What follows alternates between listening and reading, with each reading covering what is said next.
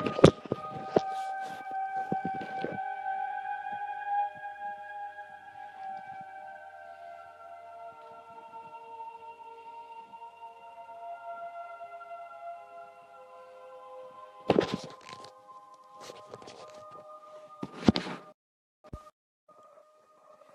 we go. Victory.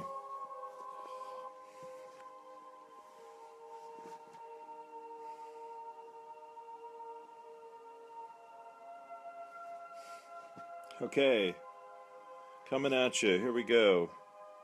I've got a little Brian Eno. Don't tell anyone. Um, yeah, for a little intro music here tonight. Okay, so this is me. Spirit Talks video, Lou Martin, for the 31st of October. Hello, 2016, in my fancy studio here. I hope everyone is well. You're all very welcome, as we say.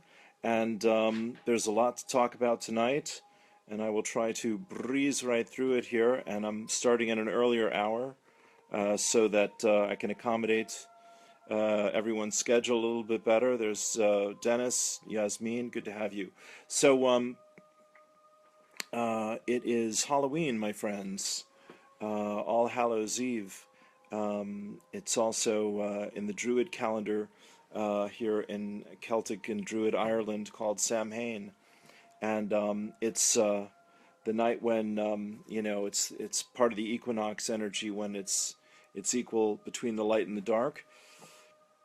Excuse me, between the daylight and the nighttime. So it's meant to be a great time to connect with spirit. The spirits of our loved ones who've passed over, and so we'll do a little bit of that. There is so much going on. We're in a new moon that's in Scorpio, and what else? Halloween, Samhain, new moon. Yeah, powerful time. Anyway. And coming up to more of this energy, or going through this energy of Pluto and Uranus. I'm just going to get right into it here with the political stuff. As you know, if you've listened to me before, we'll start with the current events and then kind of get a bit more spiritual and metaphysical, and eventually we'll end up with some channeling from my guides about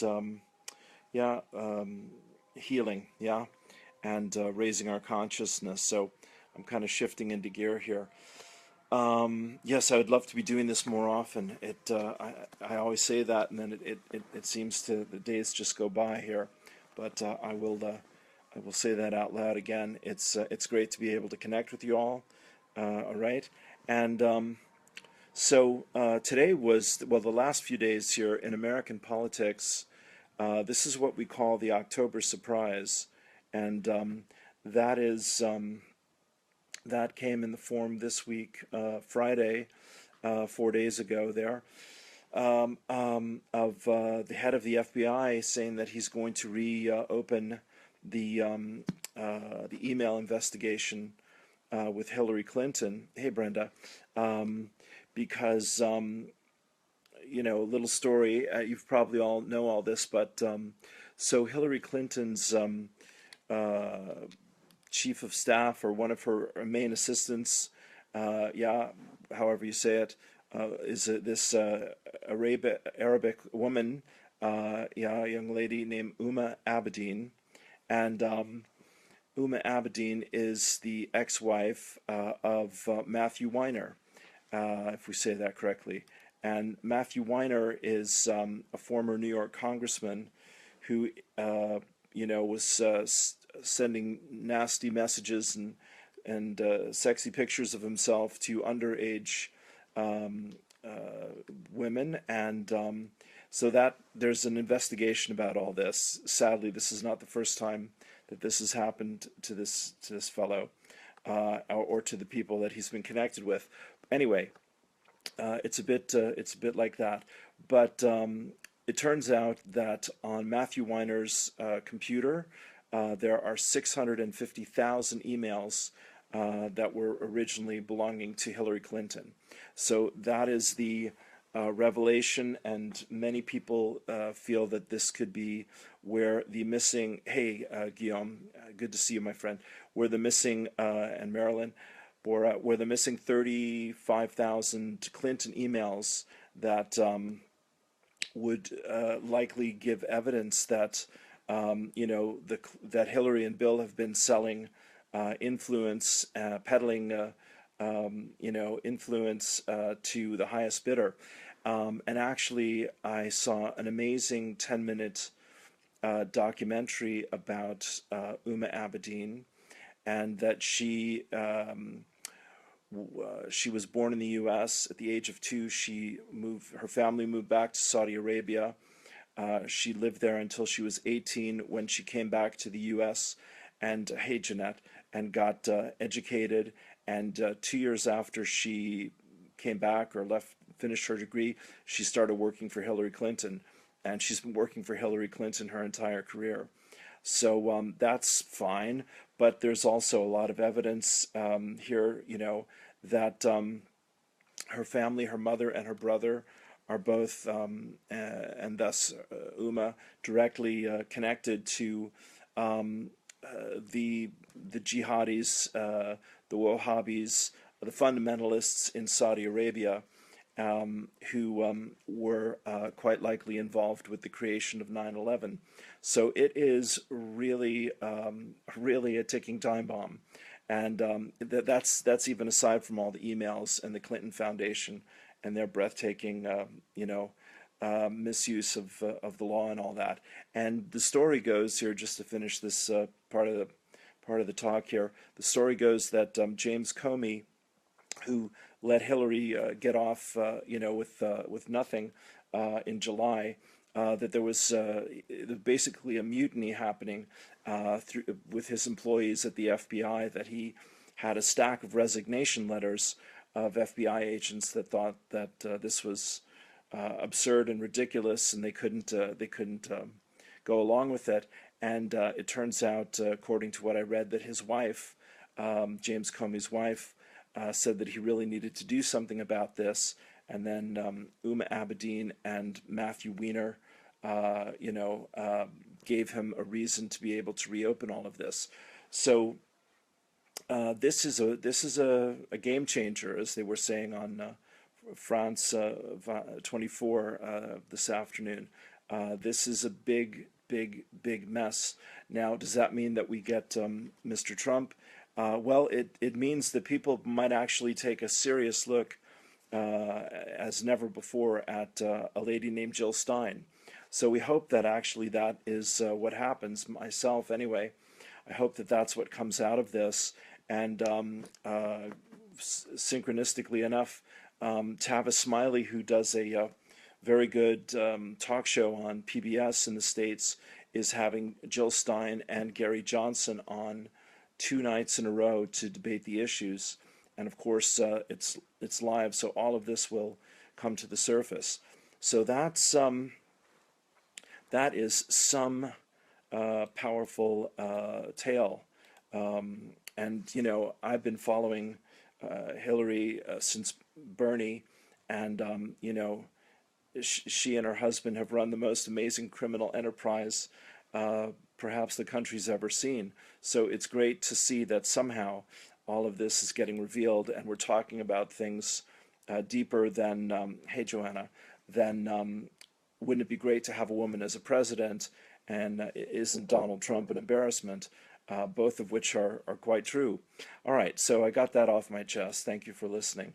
Of course, in Standing Rock, which I've been talking about all this summer here, there were 120 people arrested over the weekend, I was reading, and sadly there's been a lot of violence, against our poor brothers and sisters there, who are just trying to hold on to their land and their water. So keep them in our thoughts and prayers. It was pretty upsetting I know for Brenda and myself and others over the weekend. But yeah, things are also going to begin to turn in the right direction for our friends there as well. Um, and I want to say this before I forget that this morning I actually happened to see, and I have this, all of this is on my Facebook page. This morning I happened to see about a 2-hour documentary called Before the Flood that Leonardo DiCaprio did. Um, that's really brilliant. You know, I'm one, and I have other friends out there who know that climate change isn't just the carbon, the amount of carbon that's put into the atmosphere, although that is a problem, to put it mildly. But it's also what's happening with the sun, and it might quite likely also be connected to all the chemtrails, the geoengineering of the weather that has been happening, yeah, for decades. Excuse me. I remember hearing someone, I think it was Alex Jones, say that the weather has been used as a weapon by the U.S. government ever since the 1960s. So here we are, 55, 56 years on. You can imagine how much more sophisticated that's gotten. Let me just read this last little bit here about Clinton. This is from the Times today. Justice Department obtains warrant to review Clinton aides' emails. Federal investigators have obtained a warrant to begin searching a large cache of emails belonging to top aide to Hillary Clinton. Law enforcement officials said on Sunday as prosecutors and FBI agents scrambled under intense public pressure to assess their significance before Election Day. Well, of course, that's not going to happen. There's no way that human beings can pour through 650,000 emails in a week and determine how many classified emails or how much evidence is there. But what it really does, as I say, once again, if you're just joining me, is it's a huge bombshell. And I'm not a Trump fan by any stretch, but I'm not a fan of the Clintons either. And I know many people feel that way. So it's a huge gift to Jill Stein and the Green Party and, the future of the planet for places like Standing Rock and many other places that sanity might actually have a fighting chance over the next 10 days. So we will be pouring it on there, yeah, for an 11th hour miracle, because this is really truly that. That's, aside from all of her health issues and Bill's issues, and there's a long string of things that are deeply disturbing.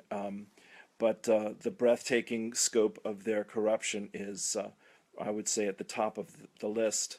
Yeah, because they've been doing this. They've been selling out the country for a long time now, and I think at long last it may have caught up with them. And of course, as I said, I believe Donald Trump is on trial for some sexual crime against a minor, and the fraud of his university or whatever the day after the election. I mean, it's just, it's been a bad joke all the way along. So here's to Jill Stein getting a serious second look.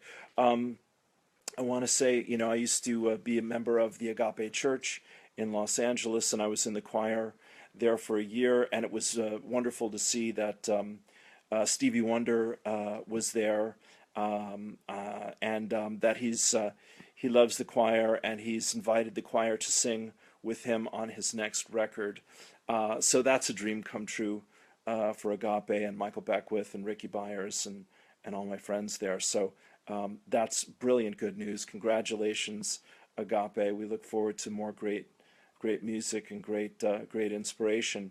And I've got the Sunday service with Reverend Michael on my page here as well.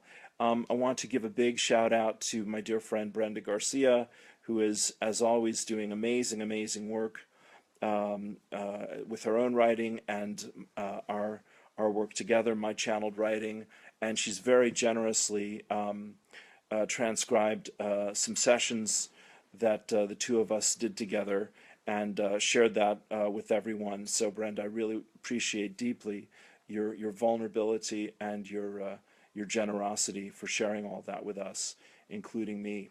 So much love to you again, my friend. Thank you so much. Hey, Candy, you found me. There you are. Okay. So here's a little excerpt from one of those sessions, just to raise the vibration a little bit. My guides say here, as you take time and make space for peace, you are integrating your Gnostic lifetimes and your Atlantean lifetimes and your Alcyon or Pleiadian lifetimes and the spirits and the energies and the love and the great wisdom of all those great aspects of the whole self. They are huge. You could spend lifetimes, and you have, in just discovering and exploring each of those energies. Humanity is realizing that it has been asleep in this cosmic internet, this vast bookshop or library. Suddenly you are truly awakening, and you are realizing, oh look, there are all these ideas and all of these energies and all of these lifetimes and all this consciousness. And we are saying yes, yes indeed. And we are saying to you, go slowly and deliberately in the direction of what your heart calls you towards. Excuse me. See what changes for you. If you feel out of sorts, slow down, come back, breathe deeply. We love you so. So there's that lovely quote from my guides that was channeled for Brenda. And I just put some pictures there of four of my favorite women friends on the path, Valerie and Ariette and Yvonne and Titina. So I hope they'll be okay with that, just threw all this together at the last moment. And Brenda also transcribed a meditation here that I will read here in a moment. And I've also got P Cota-Robles' I Am the Christ Consciousness to share with you. And then I've got this article about Standing Rock that I want to share with you.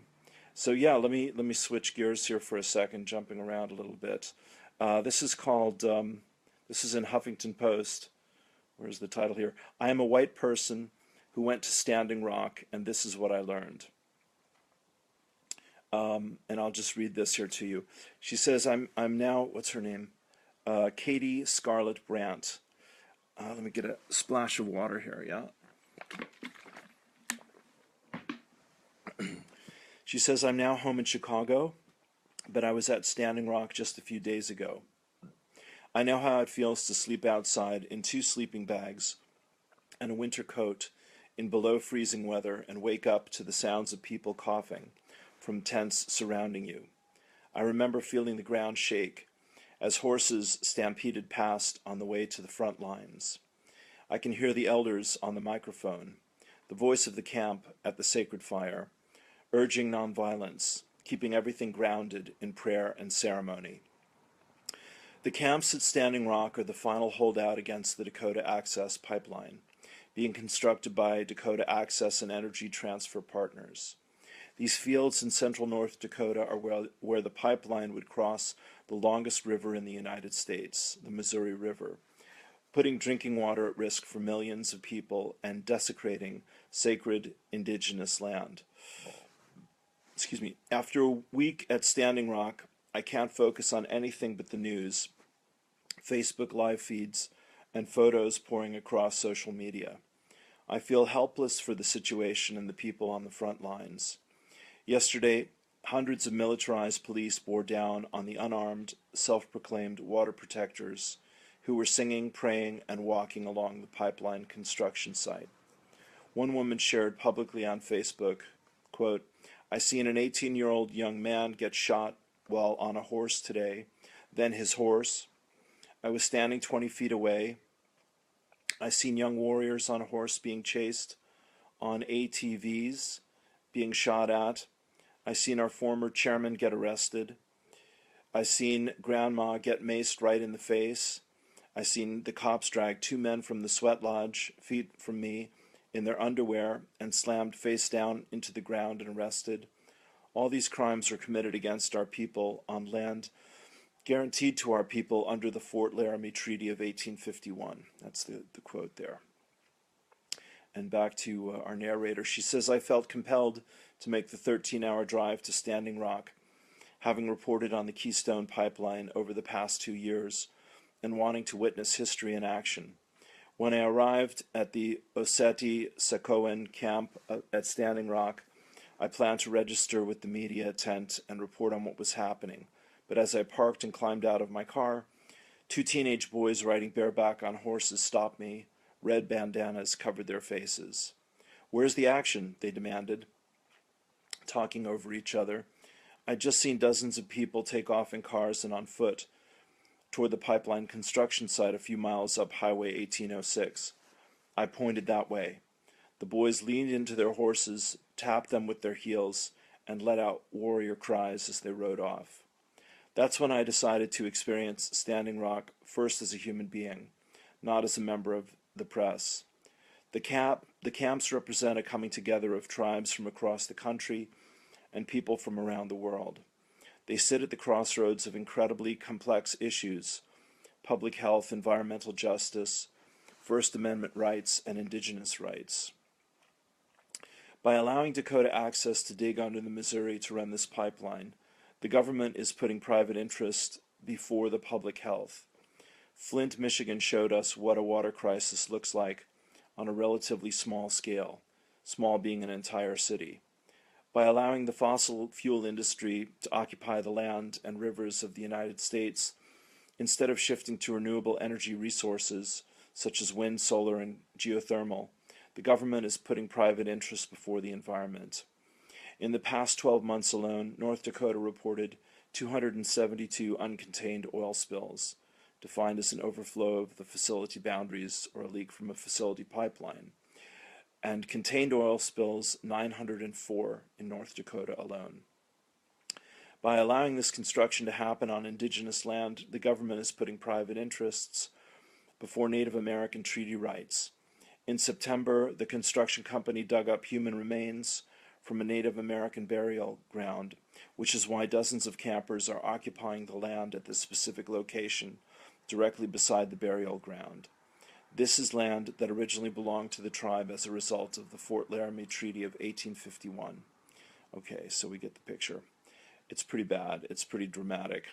By allowing journalists and peaceful protesters to be arrested and strip searched, the government is putting private interests before people's First Amendment rights. Among those arrested recently was journalist Amy Goodman, who had reported on security guards releasing attack dogs on protesters. The state of North Dakota charged Goodman with rioting. You just gotta laugh. It's just beyond the pale. But the judge dismissed the case. Little Amy Goodman, with her microphone and her hat and her camera crew, as someone who has to defend himself against the charge of rioting. Please, people, give us a break here. The judge dismissed the case in October, which Goodman called a complete vindication of my right as a journalist. Okay, currently there are an estimated 1,000 people camped out at Standing Rock.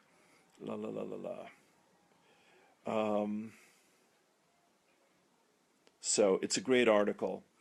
She says, I spent my last day at the camp driving around Standing Rock Reservation with my friend Samantha and her aunt who had driven in from Missoula, Montana.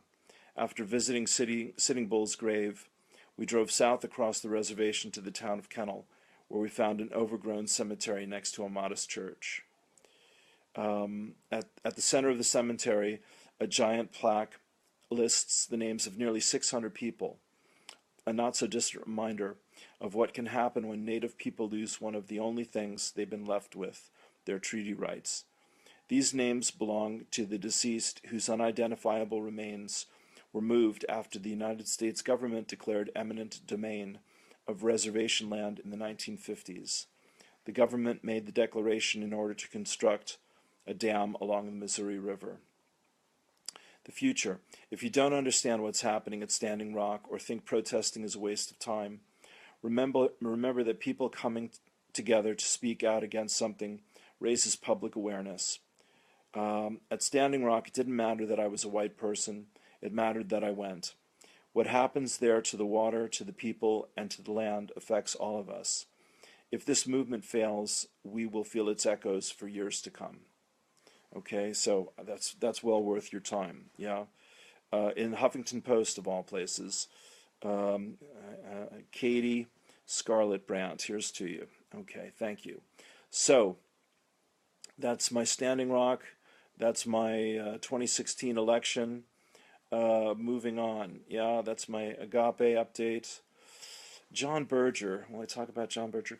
Where are we at here? Yeah, let's save John Berger. Declan, Stevie, Arvel. Well, all right. There's an article in The Guardian. John Berger is a novelist. No, sorry, he's a nonfiction writer and a painter. He's 90 years old, and this is worth reading. On November 5th, John Berger will turn 90. As I travel to Paris to meet him, I carry a bag full of books. There are recently published art historical writings, portraits, and to coincide with his birthday, landscapes judiciously selected by Tom Overton for Verso. A fascinating series of encounters with the thinkers who have mattered to Berger, from Brecht and Walter Benjamin to Rosa Luxemburg. A marvelous miscellany of recent works, confabulations that have just been published by Penguin, A Jar of Wild Flowers, essays in celebration of John Berger, including tributes from Ali Smith, Sally Potter, and Julie Christie, is coming soon. So Berger's a great artist and a great philosopher and writer and thinker to know about. And at 90, he looks like a man half of his age. If I'm a storyteller, it's because I listen, he says. Yeah, and he is a brilliant writer. So he's a good one to know about. Can I tell you anything else about John?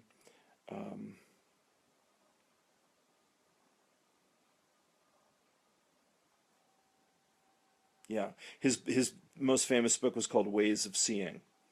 And it was literally just that: how to look at art, how to appreciate art, how to bring your full self to the process of taking in a work of art. And yeah, he's a deep soul, a good soul to know about, and political as well as spiritual. I always like that combination. Chris Hedges, who's one of my favorite political writers. He has a brilliant and terrifying thing in truthdig.com, which I put on my page, called American Irrationalism, with a truly Joker-like picture of Mr. Trump there. And here's a paragraph I want to share with you from Chris. He says, there are hundreds of millions of Americans. There are hundreds of millions of Americans who know that something is terribly wrong. A light has gone out. They see this in their own suffering and hopelessness, and the suffering and hopelessness of their neighbors. But they lack, because of the contamination of our political, cultural, and intellectual discourse, the words and ideas to make sense of what is happening around them. They are bereft of a vision. Austerity, globalization, unfettered capitalism, an expansion of the extraction of fossil fuels, and war are not the prices to be paid for progress and the advance of a civilization. Excuse me, they are, a little bit more here, they are part of the savage and deadly exploitation by corporate capitalism and imperialism. They serve a neoliberal ideology. The elites dare not speak this truth. It is toxic. They peddle the seductive illusions that saturate the airwaves. We are left to strike out at shadows. We are led to succumb to the racism, allure of white supremacy, and bigotry that always accompany a culture in dissolution. Okay, so that's what I wanted to share with you. Isn't that an upper? But it really does define, the political moment, the cultural and political moment. And again, I think Chris is great at doing that. So, all right, here we go now. So our job, boys and girls, is to, find and follow our hearts, And we do that by listening, trusting, and following our inner guidance. We do that by making time and space for peace as often and as deeply as possible. And we do that by 4 things that my guides talk about here, which is meditation, prayer, journaling, and inspiration.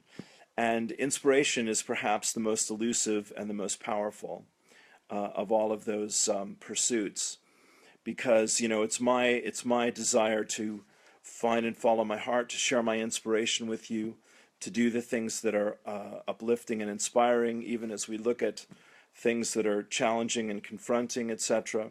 And to cheer you on to find and follow your own passions and your own inspirations as well. Yeah.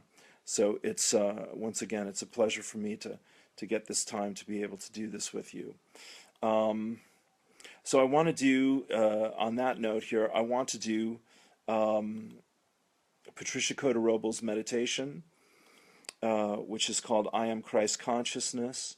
It's about 10 minutes long, and that'll help me shift the gears here as we come down the final stretch. So let me play this for you, and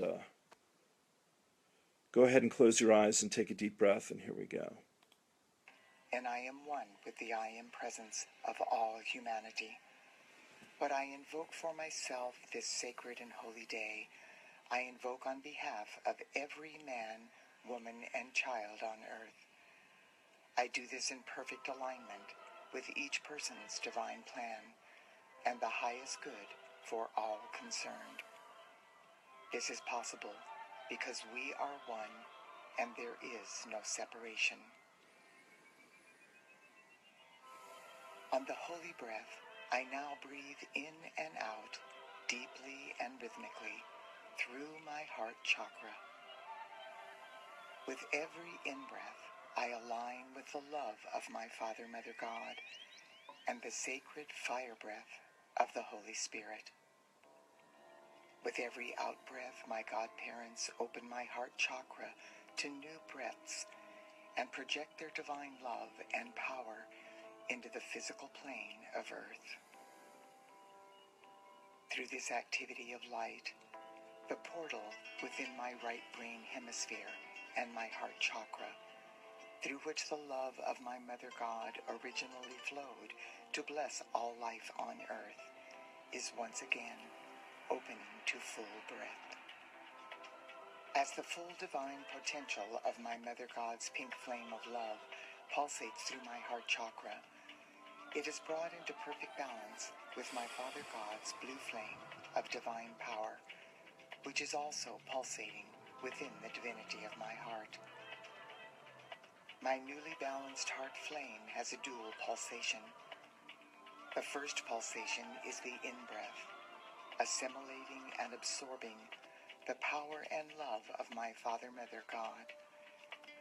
And the second pulsation is the out-breath, expanding and radiating out the power and love of my Father, Mother God. On the in-breath, my heart flame extends up in vibration, piercing into the very heart and mind of my Father, Mother God, the source of never-ending perfection. On the out-breath, my balanced heart flame radiates the blessings from the heart and mind of God into the physical plane of Earth. On every in-breath, my balanced heart flame ascends into new heights of divinity. And on every out-breath, through my fully opened heart chakra, my heart flame becomes a stronger pulsation of my Father, Mother God's blessings into the world of form. Because of this dual activity, my heart flame is both the portal into the pure land of boundless splendor and infinite light within me, as well as the source of all of the divine blessings from my godparents to humanity and planet Earth. My heart flame is the inward portal for my return to Christ consciousness, as well as the connection with my I Am presence and the company of heaven. It is also the open door through which the blessings from my Father, Mother God, and the realms of illumined truth radiate outward into my daily life. Through the holy breath, my return to Christ consciousness and my journey back to God are balanced with my outer service to humanity and all life. It is within this balance that I open my heart chakra once again to the perpetual flow of my Mother God's pure divine love. Now that the portal through which my Mother God's divine love flows is open to full breadth, the blue flame of my Father God's power and the pink flame of my Mother God's love are at last perfectly balanced within the divinity of my heart. As these two aspects of my Father, Mother God now merge into the magnificent violet flame of God's infinite perfection, this sacred fire blazes up from my heart chakra and expands into my physical brain structure, activating my pineal, pituitary, and hypothalamus glands and the ganglionic centers at the base of my brain. The activation of my spiritual brain centers creates this sacred space for the opening of my crown chakra.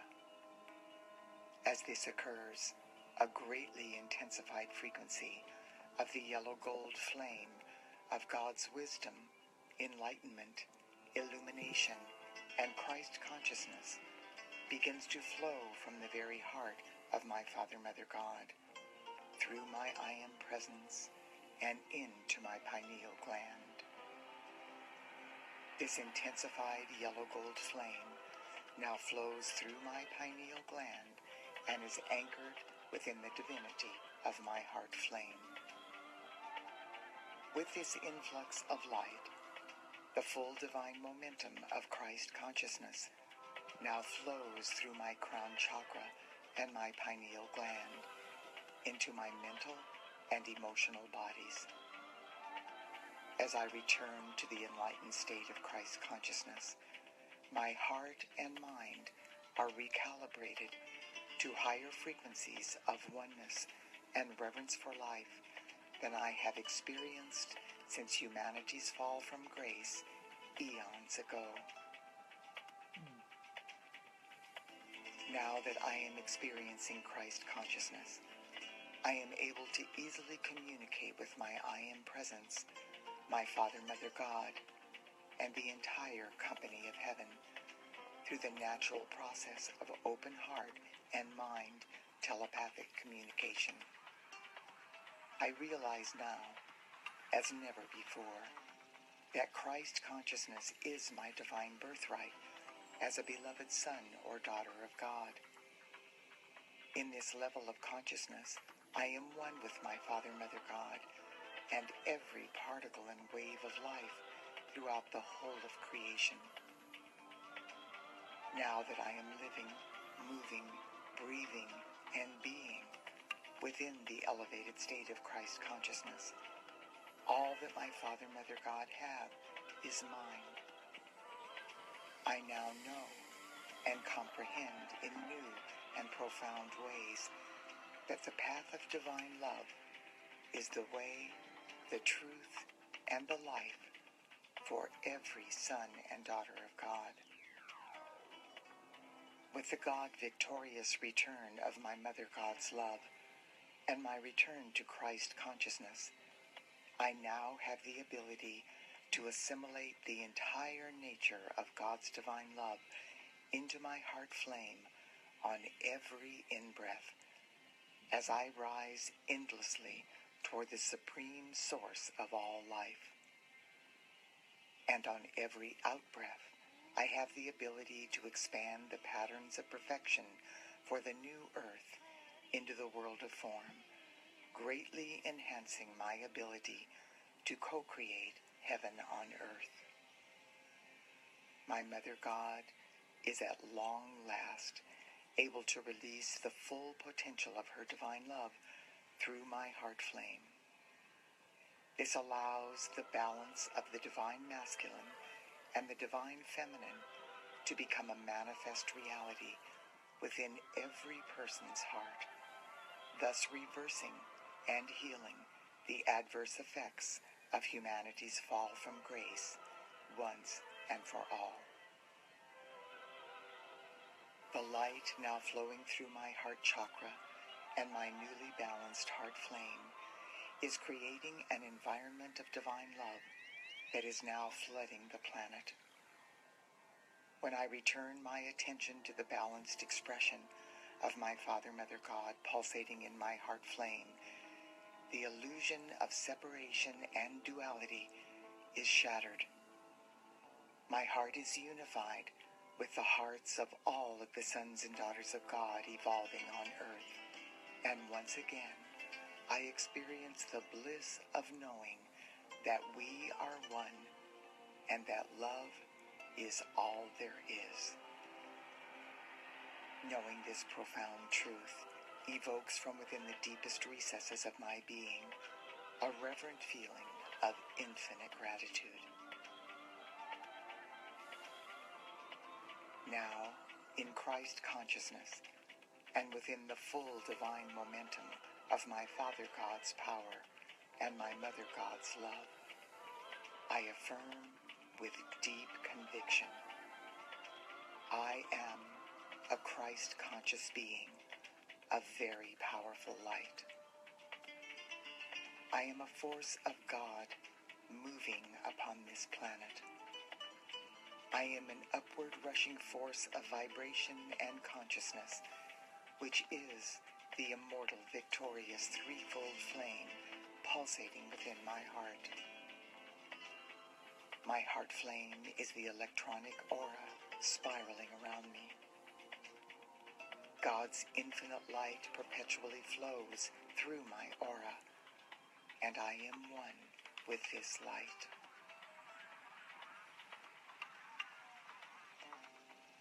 Beloved Father, Mother God, I love and adore you.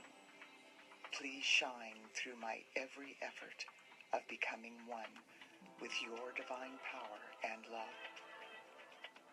Let your divine love flow through me to set all life free. Allow me to be love's open door. As I accelerate my journey toward eternal oneness with you, I consciously draw back to myself all of my own energies that I am so desirous of loving free. Help me, beloved Father, Mother God, to love myself free and all of my returning energy, as I am about the business of loving all life free. I am reclaiming all of my energies back into the heart of love. I am the light of God in action, loving me and all life free. I am grateful to the violet flame, the most powerful aspect of my Father, Mother God's love and power, which instantly transmutes all outstanding energy back into its original perfection. I am one with my I Am presence and the I Am presence of all humanity. I am one with my Father, Mother God. I am that I am. And so it is. Okay, so just take a nice deep breath. That was gorgeous. That's Patricia Cota-Robles. And her website is eraofpeace.org. And I'm just jumping on there very quickly. Patricia has this prayer for divine government that I want to share here a little bit of one more time, because it seems to be working from today's good news. One more time, here's Patricia, and then I'll finish up. This is a critical moment in the evolution of humanity and the ascension process we are all experiencing at this time. There is a divine plan unfolding that may not be obvious to our finite friends, but that humanity's I Am presence and the legions of light in the realms of illumined truth are well aware of and are orchestrating in divine order. As you know, the United States is in the midst of the most polarized election we have ever experienced. Whether we like it or not, what happens in the U.S. affects the entire world. The company of heaven is asking awakening light workers to intervene. That time is now. So I'll just read you a little bit of I'll do the prayer here, invoking divine government. So you can close your eyes and take a breath into this if you'd like. I am my I Am presence, and I am one with the I Am presence of all humanity. As one breath, one voice, one heartbeat, and one energy, vibration, and consciousness of pure divine love, I invoke my Father, Mother, God, and the great beings of light, associated with co-creating divine government on this blessed planet. I also invoke the mighty archangels and the ascended masters guarding the evolutions of Earth. Blessed ones, blaze the most intensified frequencies of divine will, divine love, and divine wisdom from the very heart of our Father, Mother, God, in, through, and around every person involved with the governments of Earth in any way. I ask that you exponentially expand this divine light within the heart flame of every man and woman running for office in the USA at national, state, and local levels.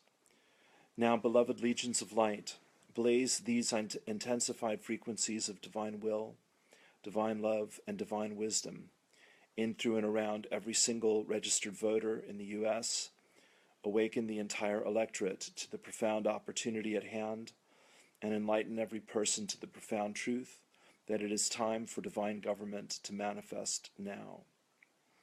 Let each person tangibly feel and experience the power, love, and wisdom of our Father, Mother, God, flowing through their heart flame as they vote for each candidate and all the issues before them. I now invoke the I Am presence of every person who will be elected during this election season, and of all those who are presently serving at national, state, or local levels, to take full dominion of that person's thoughts, feelings, words, actions, beliefs, and memories. Help that person to hear and to listen to the still small voice within that will guide him or her unerringly toward the fulfillment of the unfolding divine plan for this sweet earth. Now, beloved ones, seal the activity of light. I have invoked this sacred and holy day in the immortal, victorious, threefold flame anchored within my heart and the heart of every person on earth. Expand this activity of light daily and hourly, 1,000 times 1,000-fold, until planet Earth and all life evolving upon her have God victoriously completed our ascension into the fifth dimensional frequencies of the new Earth. Now, through all realms of consciousness, I decree, victory is ours in love, governing this planet. Victory is ours in love, governing this planet. Victory is ours in love, governing this planet. And so it is. Beloved I am, beloved I am, beloved I am. All right. And, yeah, do I have time for this? This, I like to introduce teachers every time I come on. And my teacher for tonight is little grandmother Keishe Crowther, who I got to see in person in Dunleary this last summer with my buddy Declan. And here's a brief taste of Keishe.